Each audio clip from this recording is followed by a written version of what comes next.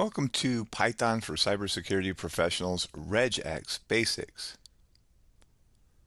Before we get started, I want to share a learning philosophy of mine with you. What I want to recommend to you is not to be a surface dweller, but to dive deep. One of my biggest regrets as I was going through my education journey is not diving deep into each concept to maximize learning. Surface skimming is for managers, diving deep is for experts. The more you learn and master a subject, the more valuable you become. So why Python for cyber? Python has many strengths. First of which, it has a very simple syntax and is very easy to learn.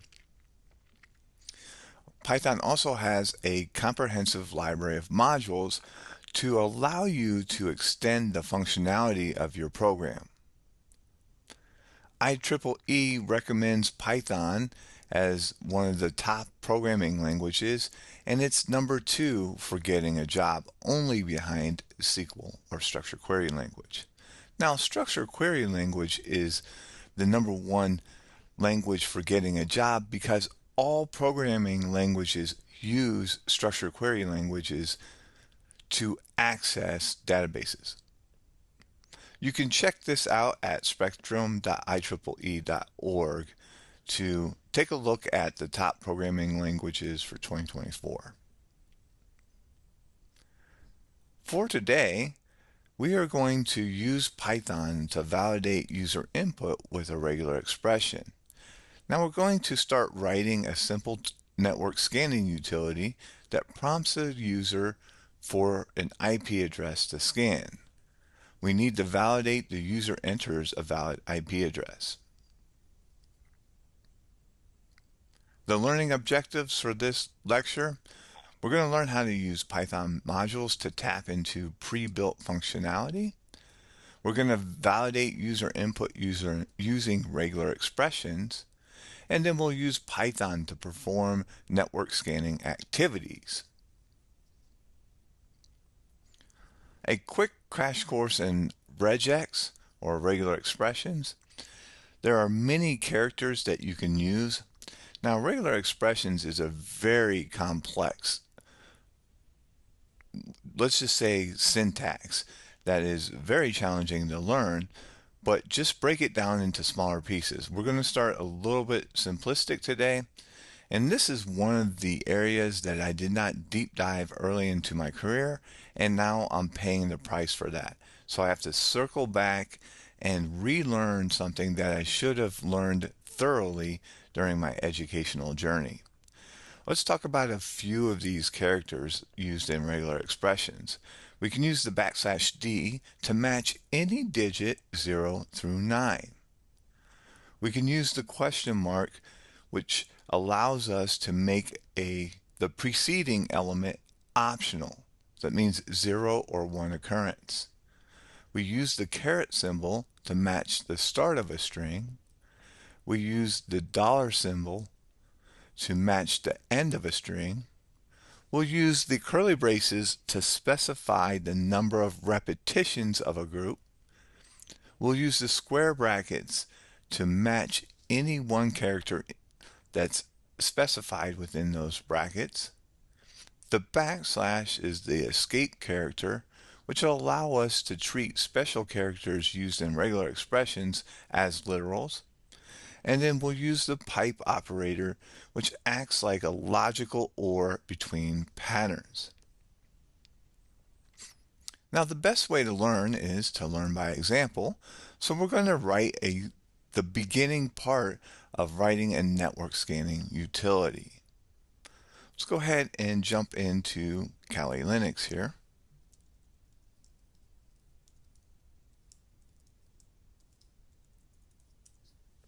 And for my setup, I'm just running Kali Linux on using VMware Fusion on a MacBook Pro.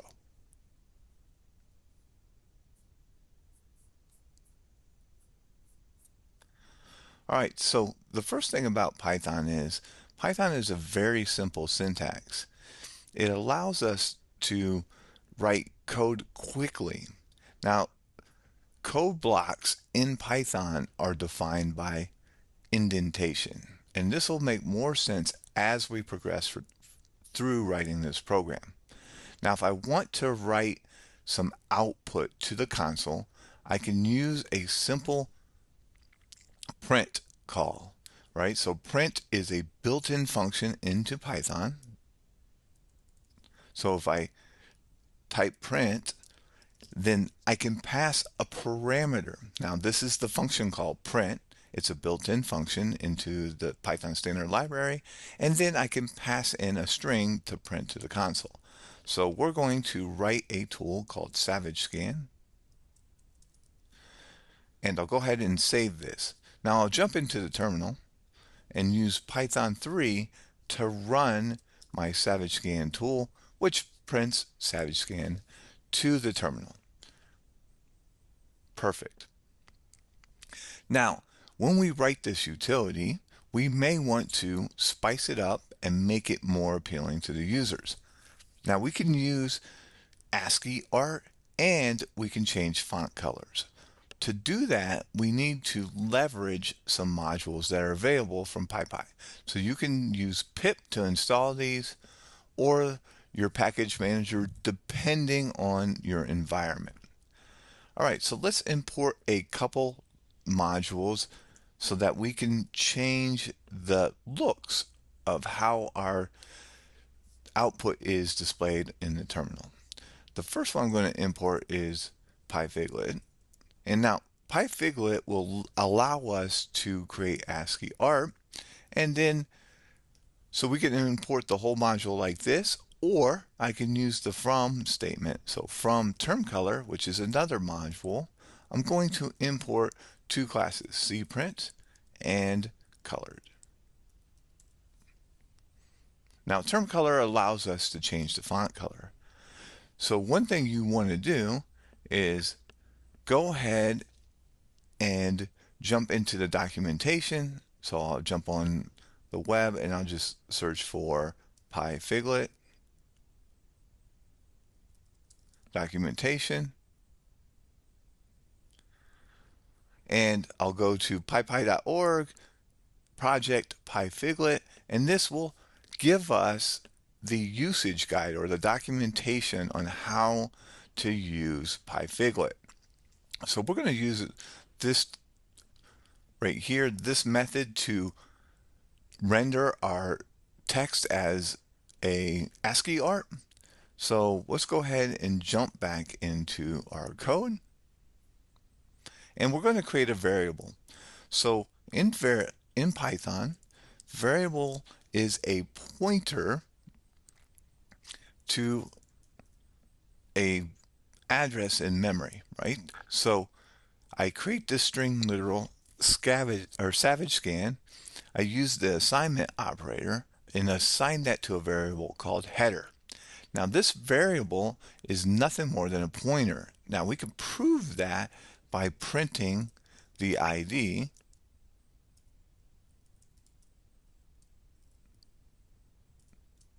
of header, and this will actually print out the decimal value of the address to where header points in memory. So if I save this and rerun SavageScan, you can see that we get the decimal value of the pointer to the address in memory.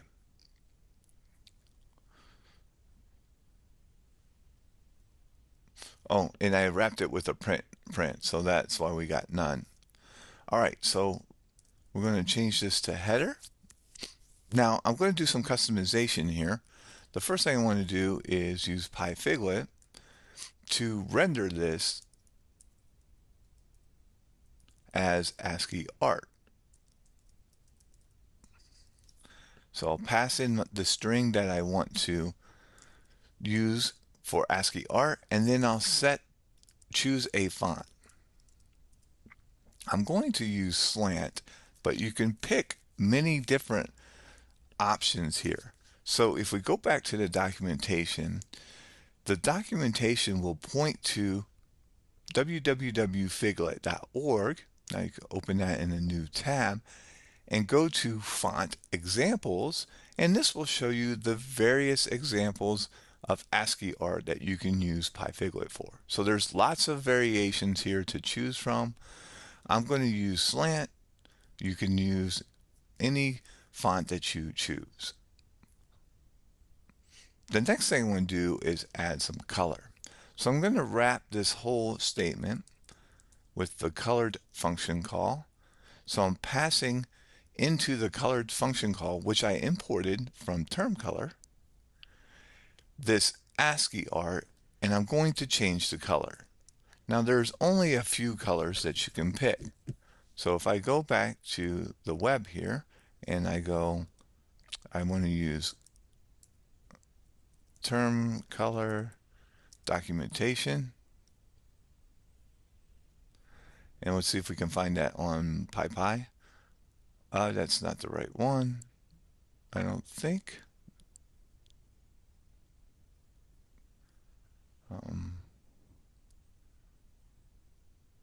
Here's term color, read the docs. I think this is the right one. Nope.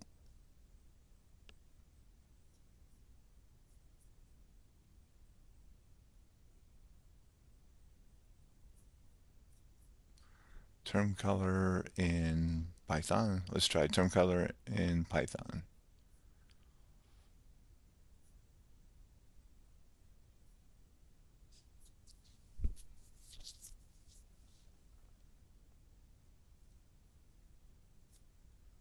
Well, there's some basic usage up here, but this doesn't tell us the colors that oh, it does. Here we go. Here are the available text colors. We can use red, green, yellow, blue, magenta, cyan, white, gray, light red, light green, light yellow, light blue, light magenta, and light cyan. So I'm going to go ahead and use magenta in our code. I'll jump back into Visual Studio here and type magenta. All right, so now I'll go ahead and save this and jump into the terminal and rerun this. And you can see we get a nice ASCII art for our title of our program here called SavageCam. All right, the next piece of the puzzle is what good program, especially an offensive tool, would be complete without having a disclaimer. So I'm going to just take some code so I don't have to type a bunch of code. Let me copy some code here.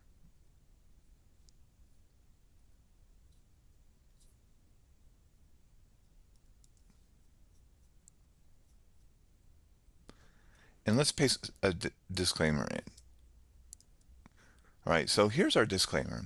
Now, what I want to point out about this, we're still using colored function call and setting the color to yellow. But what we're using here is triple double quotes. What this allows us to do is create a multi-line string. Notice how the string spans multiple lines. This allows you to keep your code nice and clean and be able to format your text to display how you would like. So the next thing I'm going to display is our disclaimer.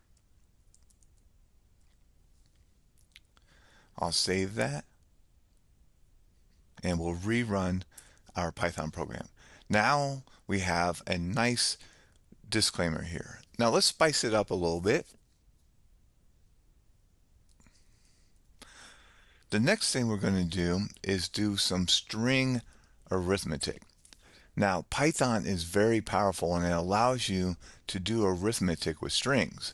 And if you go into exploit development, you will use this frequently when you're trying to manipulate or you input into a program. So for instance, if you're trying to discover like a buffer overflow or maybe a format error or something of that nature that you're trying to get an unexpected output from the program.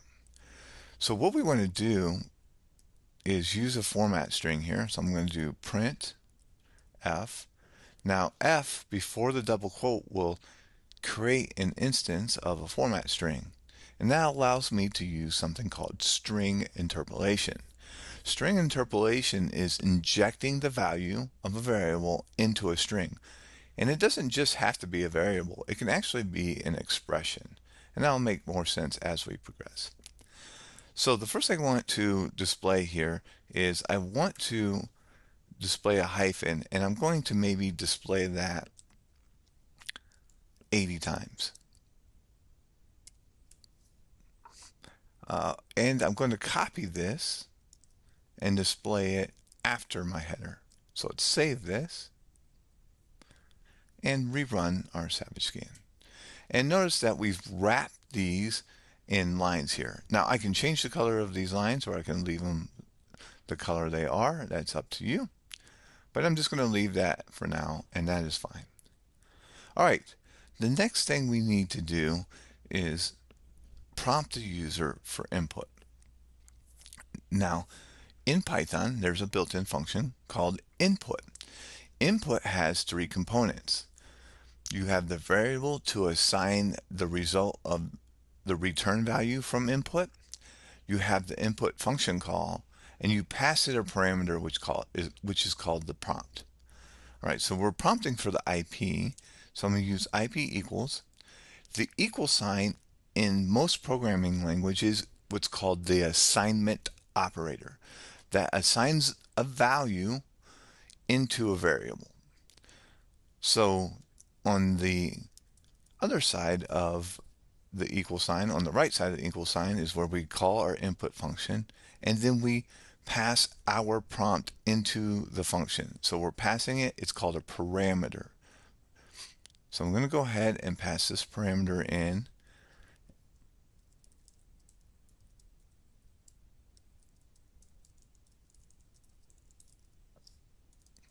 So we're going to prompt the user to enter IP address to scan.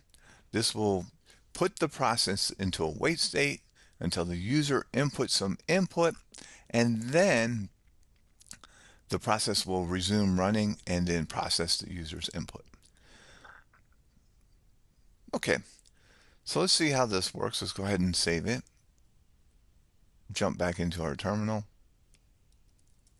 and run our Python program. Notice that it is now prompting the user. The Python process here is in a waiting state. So I can enter in some type of user. Now there's no validation on this user input, so I can enter anything and the program will continue.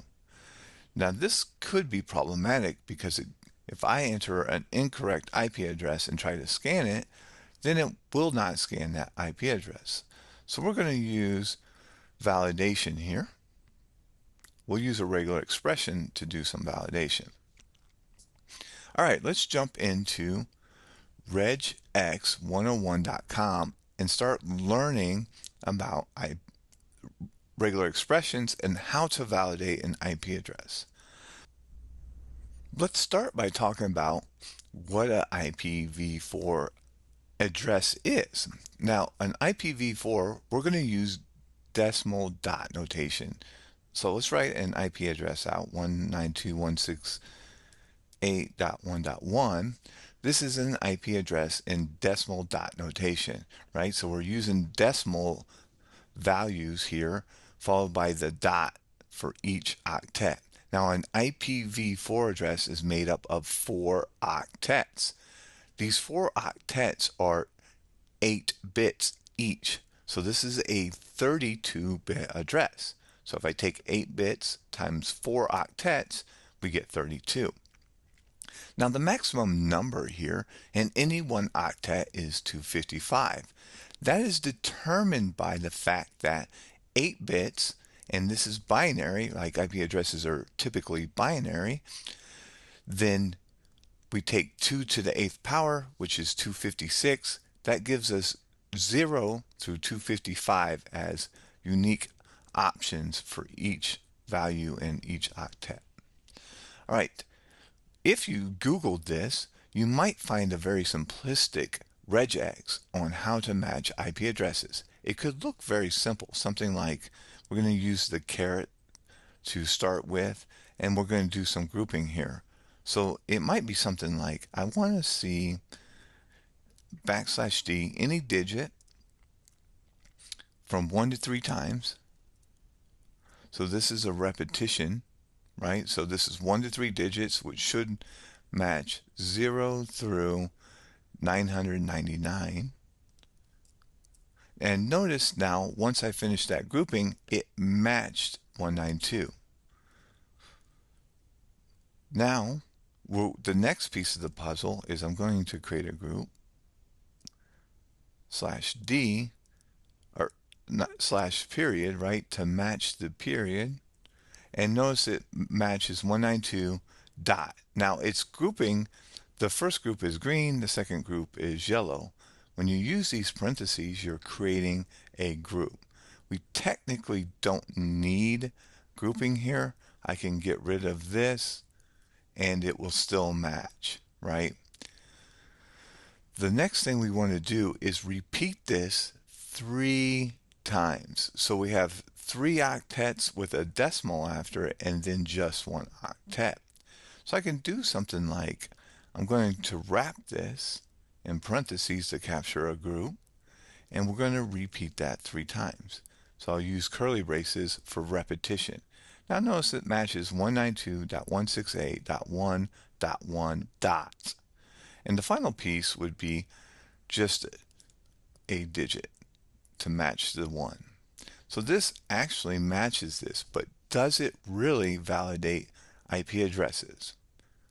It doesn't, because it allows numbers outside the range of each octet, the allowable values within each octet. For instance, I could put 444 here and it still matches 444. Now 444 is not a acceptable value for an IP address in the octet position. So what we're going to do is rewrite this regular expression to validate IP addresses properly. So let's start over. We're going to create our first group of, we're going to match explicit characters 2 and 5, right? So the first thing we want to do is match 250 to 255. When you use a literal value here, it will literally match the value of that digit. So we're matching only 2. We're saying our value must start with a 2. Same thing here. So we're matching 5 literally. So this says the string must start with 2, 5. And then we're going to use backslash, or actually bracket, because we only want the values 0 to 5. So 250 to 255. Now let's change this to 250, and notice we get a match. Let's change it to 255 and we get a match, and we're going to get a match anywhere in between 250 to 255. That's great. However, it doesn't match all the possible values for an octet. So I'm going to use an OR and capture the values for the 240 through 249. Same thing here. I'm going to use 0-9 this time though, because I want to capture all digits 0 to 9. So 240 followed by any digit 0 to 9. And I'm going to 240, and I'm missing a square bracket here. So let's close this square bracket and let's change this to 240, and that captures 241, 242, 243, and so forth. So the last piece of the puzzle, or not the last piece, but the next piece of the puzzle, is to catch the range 100 to 199. So we can do here, actually I'm going to try to capture 0 through 199. To do that, I'm going to use 1. I'll use a question mark. Now the question mark allows the previous token to occur 0 or 1 times. It basically makes this 1 optional. Then I'm going to use D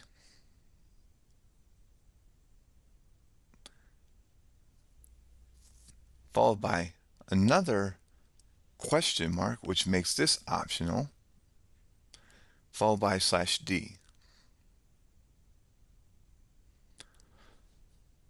So this is our primary group, and then I'm going to look for a decimal. Now notice this matches 243 dot now, and if I change this 243, I can change this to 199, it matches. We can change it to 1, 19, and so forth. 140, and it matches. So that matches our first octet. Now I want to repeat this whole group here 3 times. I have 3 octets followed by a decimal followed by an octet. So let's copy this. Or actually, I'm just going to place this in a group to repeat. So I'm going to group all of this together and use the curly braces to repeat it 3 times. Now notice it's now matching 140.168.1.1. The next thing I want to do is match my last octet. So I can just copy this and paste this in. So let's see.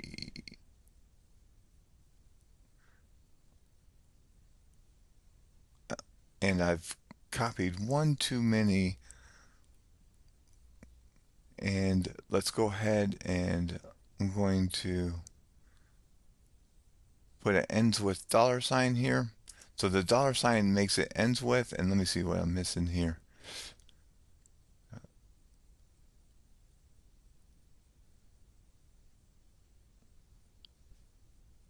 Oh, we don't need the period, right? We're not matching the last period because there is no period after the last octet. Now notice that we're matching the IP address correctly now. This regular expression's not perfect yet. What it will do right now is match leading zeros. So if I put zeros in here, it will match these leading zeros. Let's fix this. So we're going to change our patterns here. So instead of matching 0 through 199, I'm going to get rid of this question mark and no longer make this digit optional, and this will match 100 or 100. So let's get rid of this. This will match 100 through 199. So I now need another OR statement where I'm going to match the characters 1-9. So 1 through 9. We'll make those optional followed by a digit. So notice this is matching my IP address again. And if I put a 0 in front of here, it no longer matches. That is perfect. So we're going to take this and fix our other octet. So let me just copy this. And at the end here, I'm going to fix this.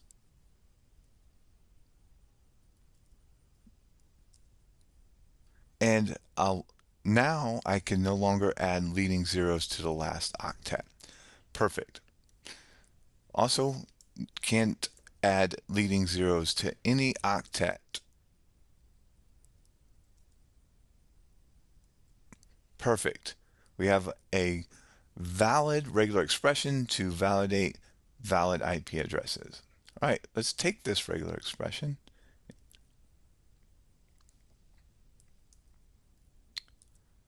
and I'm going to select Python.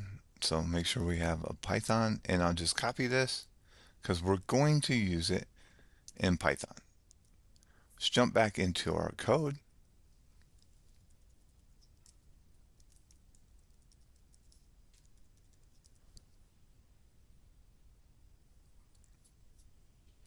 And build our regular expression. So I'm going to create a pattern called RegEx as a variable, and we're going to use RE_compile. Now I need to import RE into my code, and then we're going to compile our regular expression. Now I'm going to start with an R to let this know that I'm going to be passing a regular expression pattern, and I'll paste our pattern in. Now we have a compiled regular expression. Now we can use that for matching. So what I'm going to do is if regex.match, and we pass in the IP, with saying if what's passed in from the user, this IP, if that matches our regular expression as a valid IP, then we're going to scan. So for right now, we'll just say print valid IP. Else, we'll print invalid IP.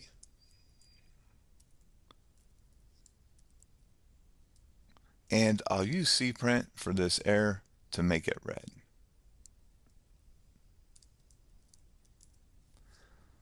And we'll save this, jump into our code, and rerun Savage Scan.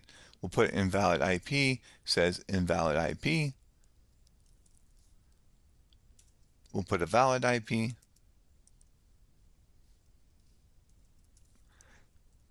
And it says valid IP. Perfect. Now we're validating user input. Let's go ahead and talk about conducting a scan. So we're going to use another library called nmap3.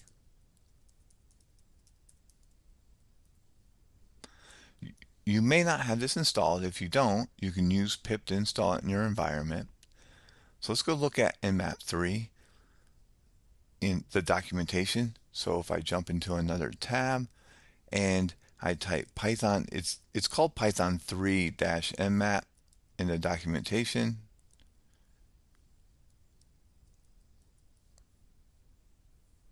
I'll jump into the PyPy documentation right here. It will show you how to install it, and then it will show you various usage examples. Now we're going to do a SYN scan. So I'm just going to do Command F, and here is a SYN scan. So this is how we do it. We just copy this, jump back into our code, and instead of printing this, what we'll do is scan. Now it's very important that you get your indentation correct, because this is how Python determines code blocks, right? I'm using indentation within my if statement here. So this is the if true block, and this is the false block, right? So when this expression is evaluated, if it evaluates true, this is the code that executes. If it evaluates the false, this is the code that executes. We're not going to pass a hard-coded value here. We're going to pass the IP that the user enters. Okay, great. Now we need to find a host to scan. We can scan a host on the internet called scanme.nmap.org. Nmap allows you to scan this site as long as you don't abuse it. So don't hammer the site, but you're allowed to scan this site to train and figure out how to use Nmap or other scanning tools. Let's go ahead and run this, but first thing we need to do is resolve the IP address for scanme.nmap.org. To do that, I'm just going to ping scanme.nmap.org to get the IP address, and I need to put 1 here, so ping 1 ping, and you can see the IP address. I didn't spell scan me right, and this is the IP address of scanme.nmap.org. So I'm going to copy this, go ahead and clear, and we can use that IP address. So let's jump back in our code, and before we run it, let's print out the results. And I'm going to make this plural and save this. Let's jump back into our code. And we're going to need to, since we're running a SYN scan, we're going to need to elevate privileges.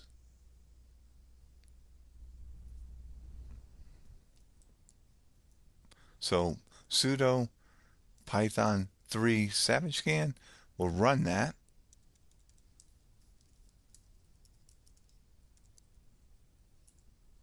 I'll enter the IP address and hit enter.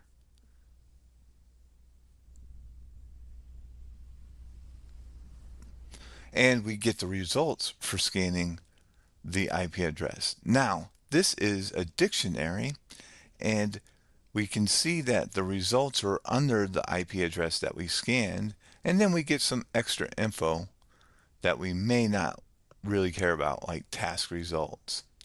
Now, dictionaries are key value pairs. So the key in this case for the scan results for this IP is the IP itself, followed by another dictionary with various other key pair match values.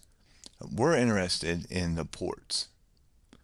But let's spice this up a little bit and make it a little bit more user friendly. I'm going to create some variables real quick up here.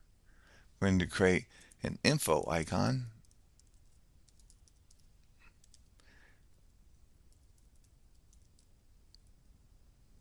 Where we'll make an eye wrapped here, and we'll make this blue, or let's use cyan, and then we'll make a money icon,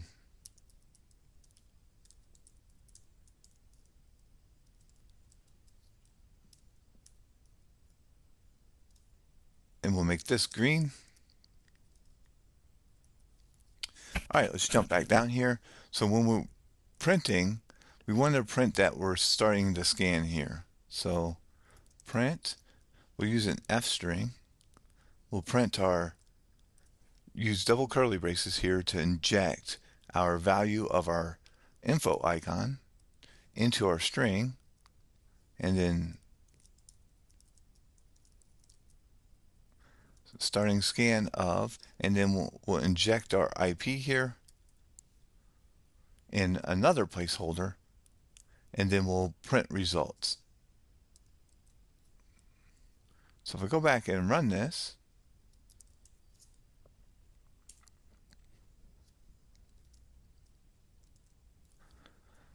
scan our IP,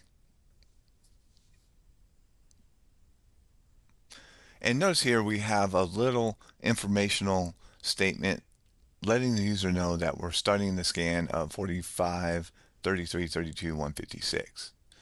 All right, let's jump back into here. Now, we can iterate through dictionaries. Dictionaries are iterable, and that allows us to go through the results quickly. Because the key is the IP address, we can find valid results for IPs by using our same regular expression to validate the key value. So how do we do that? For result in results. When we do that, when we do for result in results, it will iterate through results and put the key value in result. So if I just do print result, you will see the value of the key. Let's go ahead and save this and run it.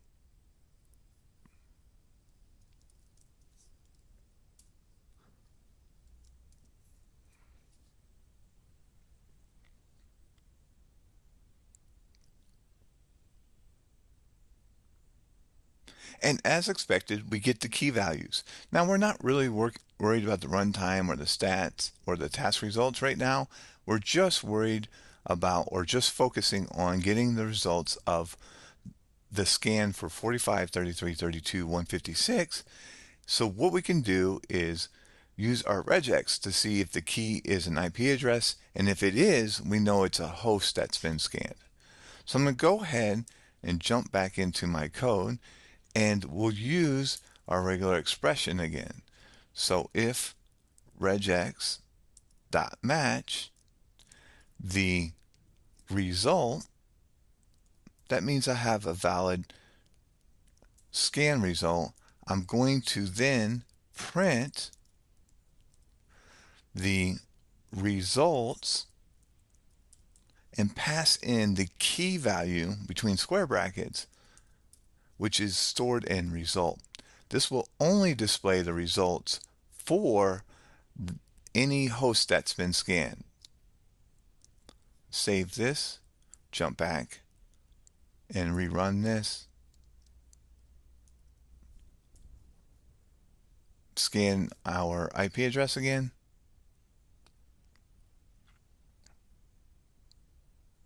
And you can see we're only getting the results for 45, 33, 32, 156 now.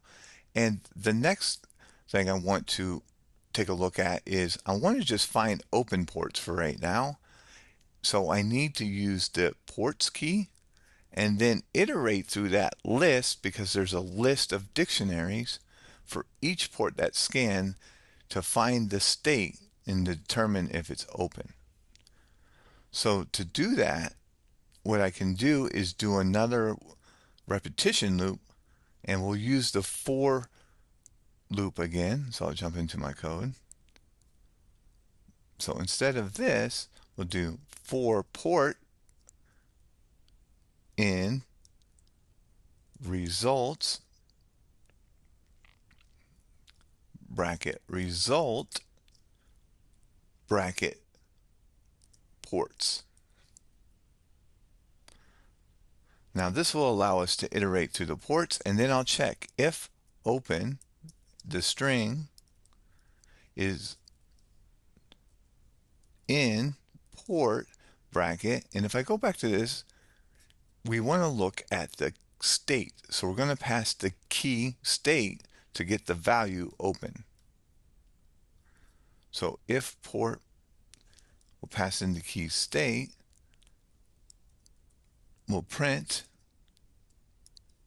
use an F string again, inject our money icon, and do found port, found open, and we're going to use the protocol. So the protocol is right here within the ports value, right? So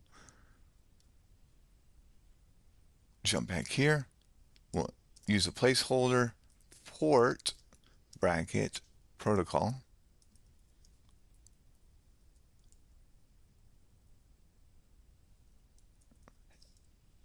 and then we'll inject the actual port number, and that port number is found by using the key port ID. So we'll jump back over here and do port bracket port ID. Save this, jump back over into our terminal, and rerun our Python script, paste in our IP address.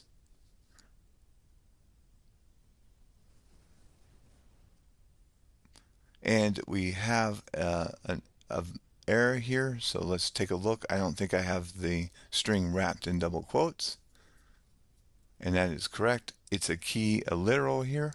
So let's go ahead and fix this, save it,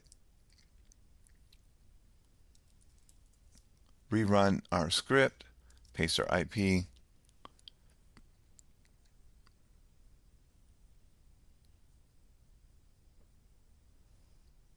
and just like that, we created a super basic, oh, we're missing our square brackets. I want to fix that. So jump back in the code, put a leading square bracket here, save this, rerun our code, paste our IP address,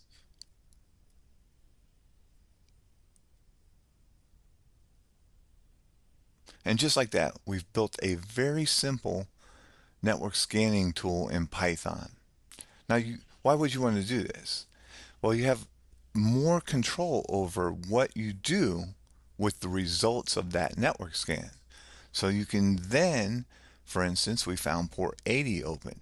You can go maybe grab screenshots or grab the comments or look for forms on that. So you could crawl that website to get additional information from that open service.